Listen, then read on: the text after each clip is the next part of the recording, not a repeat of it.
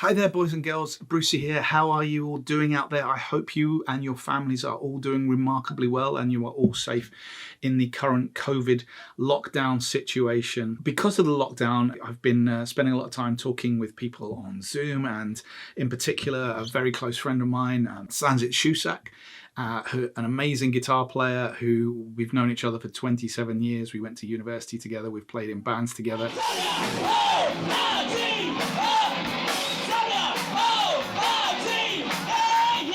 Here is a little bit of him doing his stuff.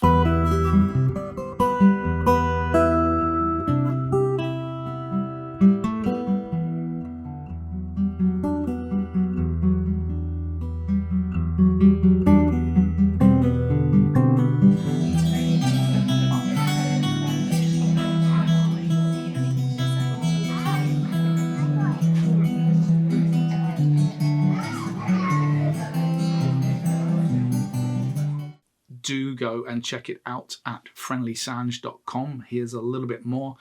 He is an amazing acoustic guitar player, but don't let that fool you. He can also shred on the electric as well. Since lockdown, we've been having a few chats, and like all our chats, at some point we end up going really deep. And we thought we'd put it together and form a new little video series called Guitarcast, where we address some of the big issues in guitar playing, music, and maybe at some point life in general. Without further ado, I'm going to introduce the first video. The first video, we went with a massive controversial topic: guitar schools. Are they worth it? Here are our thoughts and opinions on that. Of course, would love to hear your thoughts. Have you been to guitar school? What did you think? Do you want to go to the guitar school? Hopefully you will find some of the comments and discussion in this video really useful. Stay tuned. Please do hit the subscribe button. Most importantly, please do go over and hit up Sanj's channel. Check out some of his amazing guitar playing. I should add, in the video there was a bit of an issue with my camera not working for the first couple of minutes of it, and then stupid me forgot to turn off the zoom feature which flicks to the two different cameras. So yeah, will be a little bit of camera flicking going on, but that doesn't detract from the quality of the video and the content. Guitar schools, are they worth it? Yes or no? Well, the answer is, as always, yes and no. Okay, shall we give a bit of background on it? You have been to guitar school. You have been to guitar school that you actually attended. I have been to a guitar school which was more remote. Can you just tell us where you went and how you found it? Yeah, man. So I went to guitar school in 1990. What was it? 1998, 97, 98. So after university, and I'd been playing guitar at that time for what? 10 years, maybe not even that, 7 or 8 years. I went to the London Music School in Wapping in London, and it was an experience. It was an experience indeed. Okay. What to say? Well, okay, so you went to a physical school where I guess you did classes and tutorials, and you were I guess it was quite hands-on, was it? So yeah, it was really hands-on. So you are literally thrust in on the first day. You got put into a band. You're told to get on stage, and we're not told to. You're encouraged to get on stage and jam. It's a simple track, and you're in a band from day one. And I think that is the best thing about going to guitar school. You are playing on stage every day. You're in lessons. You're surrounded by musicians, which in itself is always a problem anyway. So 100 students maybe that year, 50 of them probably guitarists. There were a lot of vocalists, fewer bass players and drummers, as you'd expect. Obviously, the bass players were in the minority. You're a bass player, you're a drummer, you're going to get to play in a lot of bands, you're going to play a lot. You're a guitarist, you're going to play less. Guitarists split up into 3 levels, level 1, level 2 and level 3, obviously in terms of ability. Now, London Music School, in the year I went, there was a lot of Scandinavian students there. And it would turn out that in Scandinavia, they have an amazing music educational system whereby they knew a lot of stuff, a lot of theory, and there were some amazing guitarists there. Out of these 50 guitarists, I would have probably rated myself about number 25. I was nowhere near as good as half of these people, and I was on a par with a lot of them, and I was better than some. Again, that's one Did of you those questions: yeah. better, worse, but Yeah, I you was know what I going to mean. say, did you feel you had to rate? Did you feel a pressure to rate yourself, or did you? I'm trying to think what I'm saying. Did you feel that pressure that you were rating yourself against others, or is that just the nature of being guitar players and what we always do? I think it's what we always do, isn't it? As guitar players, we rate ourselves. I didn't feel the pressure to rate myself, and but obviously, when you put into levels, that and it's a school system, so you kind of, having come from a school system, you automatically do start to rate and judge. Um, no, in terms of the other people on the course, there was no one that was a complete idiot or anything. No one would turn around and say you're rubbish. In fact, people were encouraging. People were really encouraging. Um, However, I did come out of that year not wanting to look at look at the guitar, because I'd learnt so much, I'd played so much, and I think maybe the crux of it during that year, I almost lost the reason I played guitar, because you're forced down paths. Obviously, you go to guitar school, what they're going to teach you? They're going to teach you theory, they're going to teach you jazz, they're going to teach you rock, and jazz is seen as the higher form of music, and there was very much that jazz is the higher form of music. I didn't have an interest in jazz. I didn't know anything about jazz before that. I came out with an appreciation of jazz. I still don't enjoy listening to it, although I'd listen to jazz in a live environment. I wouldn't put it on. It's really, really interesting you say, because that was my experience. Obviously, I did my studying slightly differently through Berkeley. Put into classes, we weren't put into levels. It was everyone in the same level was pretty much in the same class, but they were quite small classes. It's very much, focused. You had something to do every week that you had to then perform the next week, and it went very quickly from being simple stuff to having to play part of something by Steve Vai, those kind of things. But coming back to your point about jazz, I did the rock, blues, and jazz. The first thing I did there was the rock, blues, and jazz certificate, and there was this idea that the jazz was the pinnacle of it all. Yeah, and if you didn't get the jazz, then you weren't serious enough, or if I felt that I didn't quite get it because I didn't quite appreciate the music. I got the theory and I understood the theory, but I always felt maybe slightly inferior because I just didn't get the music. I know what you mean. Yeah, I didn't get the music. I didn't want to play that. In fact, during our first term, we didn't have any rock music. Well, I was there to play rock. There was no. Pete Langman was the teacher there at the time, the main rock teacher, and people were like, we came to school to learn with Pete Langman, not to do this jazz stuff. So they actually threw in an extra class with him. But what I saw happen to a lot of the students was in the second semester, or I think it was, you could choose which modules you wanted to take, and a number of people who weren't up to it took the jazz with Mario, who was an amazing teacher, absolutely amazing teacher. I'll talk a bit more about him in a minute. But they took his class. I remember once everyone walked out of his class, and these guys that had taken his class, it shouldn't have been in there. Mario had actually just turned around and said, "You should not be in my class." People were forced. They started to feel that they had to do this jazz thing in order to be a guitar player. And I think that's the thing about guitar school. It teaches, where I was going with it, was it teaches you the blues, it teaches you how to be a session musician, it teaches you the theory, it teaches you all the things you need to do to be a guitarist, but it doesn't teach you how to be yourself. To be an artist.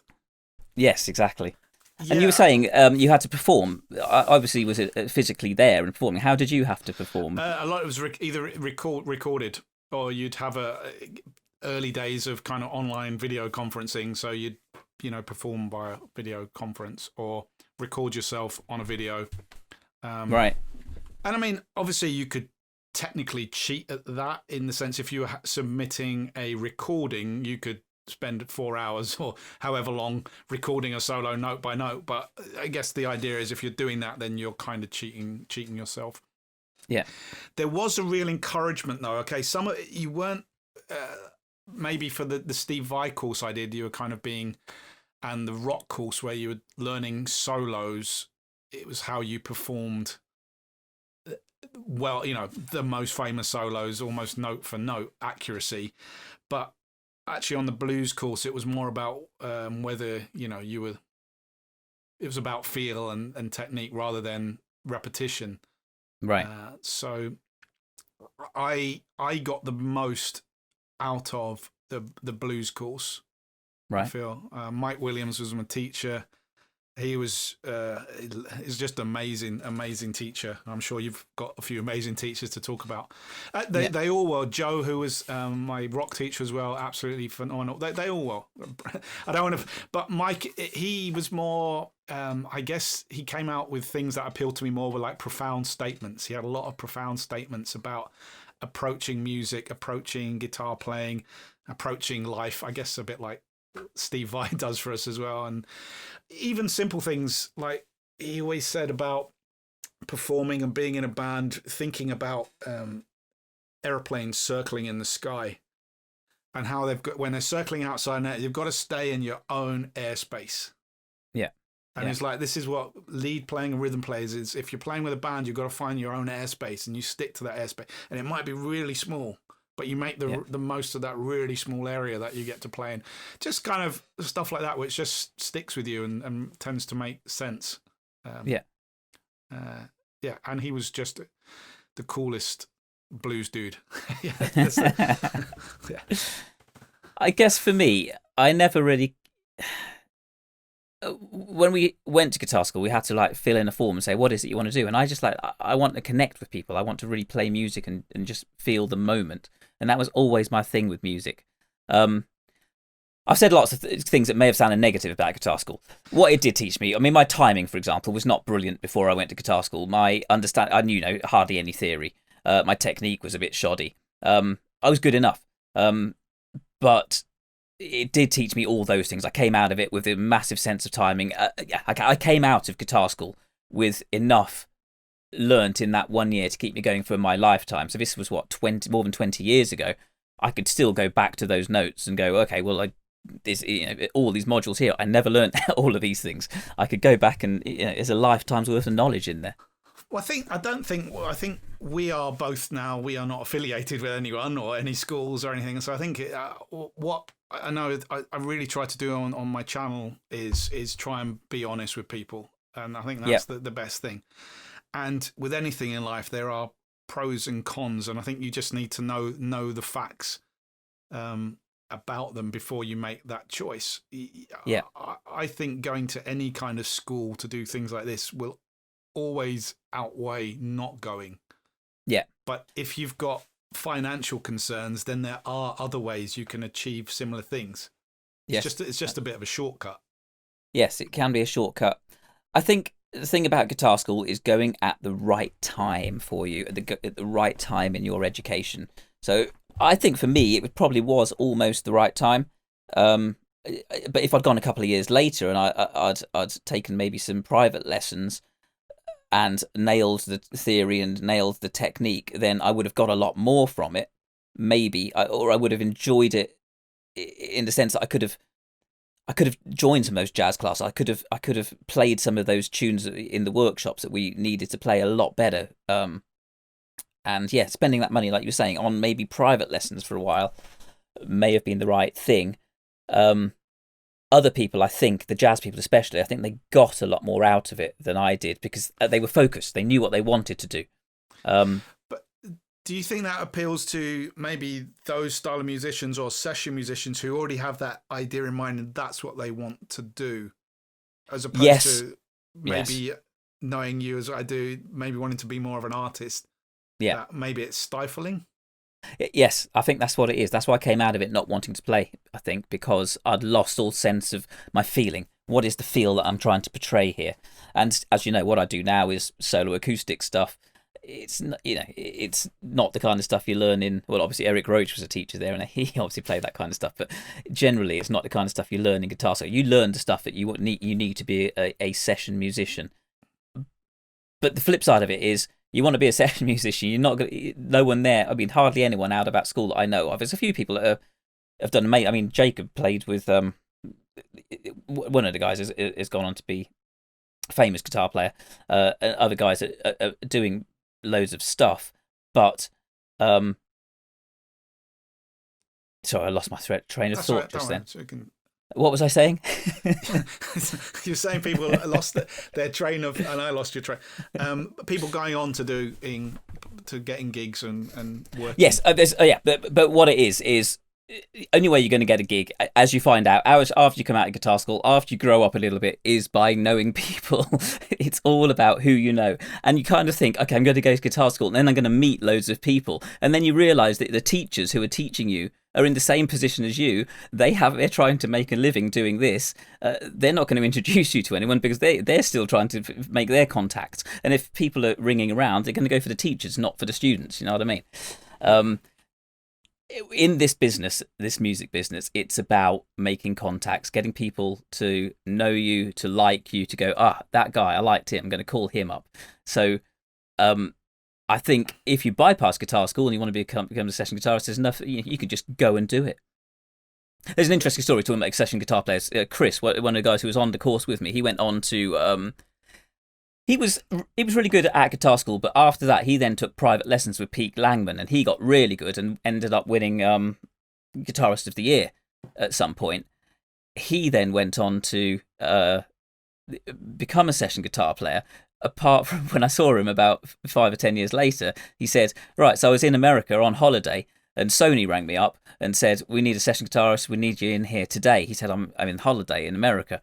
And they said, well, drop it. We'll pay your ticket. Come back right now. We'll do it. And he said, nah, I'm on holiday. I'm just going to do this. And that's it. Last he ever heard from them was that. He lost his job as a session guitarist. Who wants to do that in life? Yeah, I mean, maybe this is a topic for another. It is, yeah. But yeah, I mean, that's the thing with gigs and this whole lifestyle is you have to be able to drop things on a hat, Yeah. and that's something. Even that's an extreme level, but I try and tell this to a lot of my students: is trying to get on. You've got to take opportunities when they come. A lot of the time, particularly when you're young, and particularly when you're just starting out and you don't have a lot of commitments. That's the time to just do shit. Yeah. We're not trying to swear on this, but to do stuff, because that's how you, like you said, the crucial thing. You meet people, and that's how you get your name out there. And unfortunately, a lot of this industry happens when other people are relaxing or on holiday or at weekends or in evenings. Yeah. But I think that was it. I was at guitar school when I realised this. I think that, okay, I'm maybe number 25 out of these. There's 25 guitarists a lot better than me. Number one in there. What's he doing? He's at guitar school. I'm watching Oasis at this time on Top of the Pops, and I'm thinking, well, these guys and me are better guitarists than those, but we haven't got it because we haven't gone out there. And do you want to waste your time in guitar school, or do you want to go out there and just do it? That's the question. If you've got a passion, a feel, and you've got an idea, and you've got something you think is going to sell, going to guitar school is not going to help you sell it. It's going to make you a better musician. Do you need that? I also suppose as well, just going on from that, is when you went to guitar school and kind of almost when I did, that was a lot later. It was 15 years after you went. So yeah, this thing that we're doing this on didn't really exist as much. No. So getting information was a lot harder, and particularly in the 80s and 90s, I think a lot of the books that we both share, because we've got most of the same books, that's all you had access to. And actually, in hindsight, a load of them were wrong. Yes. Porno Graffiti Absolutely. by Extreme is possibly the worst tab book in the history of books. I've got a few of those, man. Yeah. I remember having a Seventh Son of a Seventh Son one, and it wasn't that it was wrong. It was just there was these really like bluesy bits in the back on Infinite Dreams, the song by Iron Maiden, if you don't know it. And I was like, I'm looking forward to learning those. They weren't transcribed. It's a basic transcription. It's sat right here. Have you? Oh man, I don't know where mine is. Oh, that's the one, man. Yes. Awesome. Hardly any parts in there. Yeah, it's just got exactly. It's got the basics. Basics transcribed. But again, that's a topic for another day. But Absolutely. Oh, but it's an learning important by thing you're ear, saying yeah. about the YouTube. Okay, so one of the things that I had to do at guitar school and was forced to do was transcribe lots of music, learn it by, not transcribe it, learn it by ear. Yeah, go home. We're playing this song in 2 days' time. Go and learn it. It's like go home that night, listen to it until you get all the parts, and do it. Nowadays, and we used to go to the library there and try and get the transcriptions or try and dig them out from somewhere. Even if they were there, they were dodgy. Nowadays you can just go on YouTube and do it. And I'm thinking, well, okay, do you need to go to guitar school? You can. Having feedback is good. Getting to play on stage every day is really good. But in terms of it teaches you something else, not to be a better musician. And you can actually learn that stuff from YouTube nowadays. I mean, last time I had to learn a load of songs, like 40 songs for gigs in 2 weeks. I was like, I'm not learning these by ear. I'm going on YouTube and picking them out. And I did it, and it was so much easier. It's so much easier, and it's nothing to stop you doing that these days. Yeah, again, I think that's there's swings and roundabouts to that. I think one of the big problems with YouTube is the fact that there's no feedback mechanism. Again, Yeah. I constantly telling my students this because they're always going, "Oh, I'm watching this on YouTube," and it's like, that's great. That's absolutely great that you do that. Yeah. But at some point, you're going to have a question, and maybe you can put it in the comments, but you're not going to get direct. But with one-to-one learning or group learning, you've got direct contact, and you've also got someone to sit with you and go through things. Yeah. So there's still, I think, value in face-to-face Absolutely. teaching. Absolutely. I mean, the theory stuff, I learnt this theory stuff from Cy Mulvey, who was one of the original Doctor and the Medics guys, if anyone knows that, the song that they did, The Spirit in the Sky. But he was great. I mean, we got to the point where he taught us all this harmonising the major scale. And then we went in there and he taught us the same thing and then the same thing. On the third time, I stood up and said, "You've just taught us this over the last 3 weeks." And he said, "Have I? Come up here and teach it." And he got me to get up there and explain it to everyone. And I thought, okay, that's good teaching. He's taught me the same thing until he's hammered it absolutely home, and now he's getting me to tell everyone. So I absolutely know it. That was a moment. Yeah, I think you don't know anything until you can tell someone else how to do it. No, and actually, absolutely. I think as well is if you need to be able to tell someone else to do it in at least 2 or 3 different ways. Yeah, because not everyone has the same understanding as you. So if you, I tend to use a lot of analogies in teaching, but finding ways of I don't know what an analogy. Analogizing. Yes, analogy for the harmonizing the major scale is, but just do it.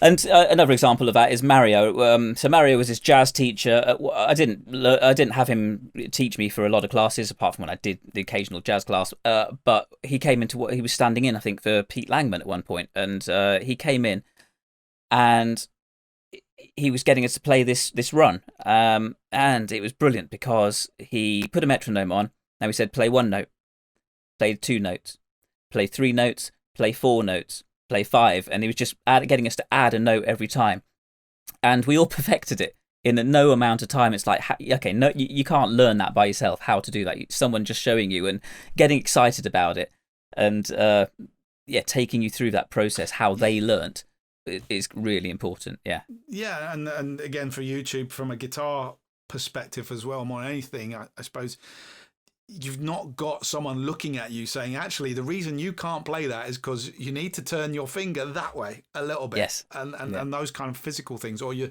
my usual one, you're kind of slouched over, which is... well, that's a topic for another day, definitely. You told me about 20 years ago, I was holding my... Yeah, if I wanted some more speed, then I should change the way I hold my pick. Yeah, I still haven't got that speed. I still can't do all those things that I really want to do, and there's reasons for it. I know now. And again, you can't learn those in guitar school, but that's another thing. Analyzing songs, that was good.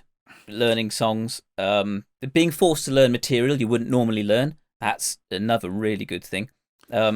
But again, you say that at guitar school, for anyone who's not thinking, if you join a function band, a working function band, then that is part of the gig. So you may get to do that as a byproduct of the fact that whatever songs are coming out this week, you've got to learn them, and you've got to learn a shed load of songs very quickly. Yeah. So you can do that without going to guitar school. Absolutely. Being in a space where people are as passionate about as music as you, really good thing. Yeah, I met some amazing people, amazing guitar players, and getting to play with all these people who really just want to play every day. Being in an environment where you can play all day, every day, is amazing. Yes, and it's like you're allowed to. Yeah. So, yeah. So you did the online stuff, but how much interaction did you have with other people then? Quite a bit. We had kind of weekly meetings, and then where we could all chat. And we had kind of breakout sessions as well. And I met quite a few people. Still you mean weekly physical meetings, yeah? No, because we were all based around the world. So it was weekly. Okay. Everything was pretty much online. Okay. And yeah, I've met, like you said, a couple of good people who's still in contact with, still talk with, done a few bits and pieces with. So my experience of all the places I've been and studied, I think ultimately the thing you take away from it is the people, as you said, the people you meet. Yeah, that's the number one reason why I'd say going to one of these things is worth it more than absolutely. the teaching. Yeah, because obviously being in a band, you're playing with the same people all the time. Yeah. Being in guitar school, you get to play with shed loads of people, and you get all their input, all their influences. But it's a year in guitar school. It's too much. It becomes too much information, and it becomes samey. Like anything becomes samey. Like any job becomes samey in the end. But like I said, learn enough to keep you going for a lifetime. Back when you went, I can't remember, but was there a big emphasis on where the school was going to put you and the guarantees that you were going to come out of there in a band, or was it not so much then? Because I feel that's one of the things you see a lot now. Yeah, so one of the reasons I wanted to go was to meet people, to make contacts. I assumed, like a job, that you could go to a university and then they'd put you in contact with people. It doesn't work like that. So, and they never claimed to be able to put you in contact with people. Yeah. And that's where we go back to that idea of, if you really want to do it, you're probably best off, and you've got some kind of passion about it and some original idea that you think is gonna sell, go out and do it. If you want to be a session guitarist, get a private tutor, I'd say, and go and meet people, hang out where, try and get your name somewhere, rather than spend that year in guitar school. Although obviously you can do that stuff while you're at guitar school if you're financially able to do that. It's a great thing to do, yeah. Yeah, I do see a lot of institutions now with quite big claims to what they will do, and I'd say to anyone who's watching this and you're thinking about, I'd really look into some of those claims. And the maybe some of the... What have you seen? Well, just like, yeah, you'll... I suppose it's for... I'm trying to tread carefully here. Yeah, we should. Universities in particularly, claiming that they will... I'm not talking about music courses. I'm just talking in general. Like you're doing an accountancy course, you will be put in the top accountancy companies in the... And I think you have to take that with a little bit of a pinch of salt. Yeah. There's a little bit of a marketing aspect from a lot of these courses, I think. Uh-huh. And at the end of the day, it also boils down to how much effort you put. Like you said, they're not really going to... They might have some contacts. They might have some careers advisors who can point you in the right direction. But at the end of the day, you've got to make that step. You've got to make that call. Yeah. They're not going to do it for you. One thing I haven't mentioned, they get in guests, and they get in people they know. So you get to meet famous musicians, which is awesome. And those were possibly some of the best times there, were when they brought in these guests to do a workshop with you. And it wasn't, or just a gig with you. Tony McAlpine came to do a gig one night. That's pretty awesome, yeah. Rob Trulio, Thomas Lang brought Rob Trulio in, man. That was, it's Aussie's, at that point he was Aussie's bass player. And it was magical. It was a magical afternoon. And it was like, every time I come to England, I play with Thomas, man. It's like, cool, this is cool, man. Those kind of things were just amazing. And at the time, they also brought in another guy who was, I don't remember his name, and I've tried to search it on the web later, I don't know, but he was the guitar player for the Sisters of Mercy at the time. And I was a massive fan of the Sisters. I love my goth stuff. And he came in, he didn't do a workshop on guitar playing. He came in and said, right, you guys are being taught guitar by these. You don't need that. I'm going to tell you my story. And he told us this story about how he'd suddenly been discovered in his country. I can't remember, maybe from Poland or somewhere, and it was just, that was a life story, and that's what you get from it. Maybe you get closer to these people and realize they're just people. Yeah, I mean, that takes me down a whole another channel, because I put a couple of videos out on my YouTube channel, which hopefully you're watching this on, about my experience of doing the Hans Zimmer and Danny Elfman Masterclass videos, the Masterclass series. And there's been so much crap online about, oh, they're not teaching you anything, and they're not and I've watched this Masterclass, and I paid $90 for it, and I'm not now scoring the next Disney. And a lot of it boils down to, a lot of the complaints I saw about these things were like, oh, well, he's not teaching us chords or harmony. It's like, no, it's a masterclass, and it's about their experience, and it's about how they were inspired and how they found their journey. Anyone can teach you how to make, to play a 1-4-5 progression. You don't want Hans Zimmer to sit there telling you how to harmonize a major scale. No, it's below his pay grade. But what you get out of that is his stories, and how he was influenced by something, and how that he was talking with Ridley Scott, and they came. That's what you've paid $90, which for the 10 hours of content, whatever it was, is cheap at half the price. Absolutely, yeah. And sorry, I'm really on one here, because I get so much crap about this. Right. And people really slating the courses. I mean, I've got no vested interest in the course, but it just seems really unfair that people are really slating it because Hans Zimmer hasn't told you how to play a B minor chord. And because to me, the clue's in the name Masterclass. Yes. It's not Music 101. Yeah. So that was a bit of a sidetrack from that, but it's that idea. Yeah, when you hear musicians, it's like we've been seeing Steve Vai talk, well, once, but obviously seen a lot of videos online. Seen on videos. I did his course, and the benefit you get from Steve Vai is experience. It's it's worth priceless, I think. I'd probably say. Yeah. Also, I got to add though, back when I went to guitar school, there was only a couple of these guitar schools around, so it was all fairly new. And London Music School, where I was previously affiliated with LA Musicians Institute, and was previously called the Musicians Institute. It had been they'd cut that link somehow for reasons I don't know what they were, but there were obviously a few problems at the school at that time.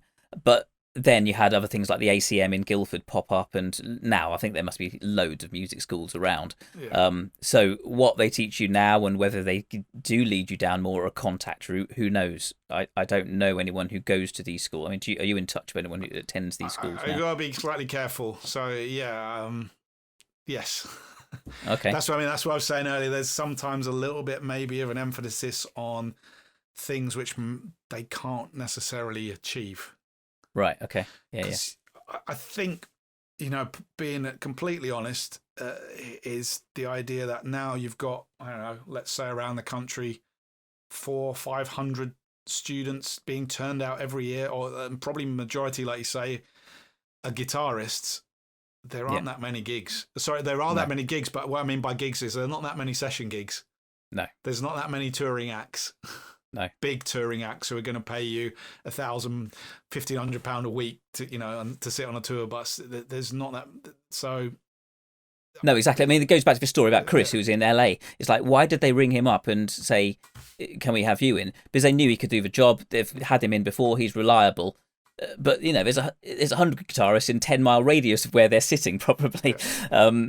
Why don't they call them? It's because they knew him, they knew he could do it, and like you said, there's just not enough gigs, and it is one person that's going to get all those gigs. One of the best anecdotes and pieces of advice I ever got and heard was from completely left field, John Simpson, the BBC News war correspondent. I was at a talk he was doing, and he was talking about the media in general and journalism and he said it's very much like a football stadium with one gate. Mm-hmm. And before the match, there's thousands of people, tens of thousands of people trying to get through that one gate. Wow, yeah. And actually, once you're through that gate, it's It's pretty much easy. empty Yeah. inside, Yeah. and can pick and choose. And I think it's the same analogy for guitar playing a lot of time. Once you're in and people know you, there's still those 10,000 people trying to get through the door. So the hardest bit is getting through that. Absolutely. That And the only way to get through that door is by getting to know people or just landing in with incredible luck. You've got to put yourself in a position to you need to go out and meet these people. And that's what I never did. That's what I never did in that year. It was think, I should just go out and get gigs. I remember another guy, Ben. It was just an average guitar player. He'd gone and done a couple of sessions. I'm sure you're great now, Ben. I'm not in touch with him. I don't remember his surname.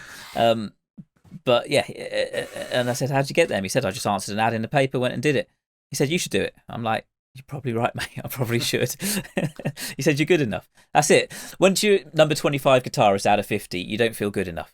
But maybe that's been the theme through my life, never feeling good enough or as good. Yeah, maybe the theme has been comparing yourself to other people, and that's no reason to do anything.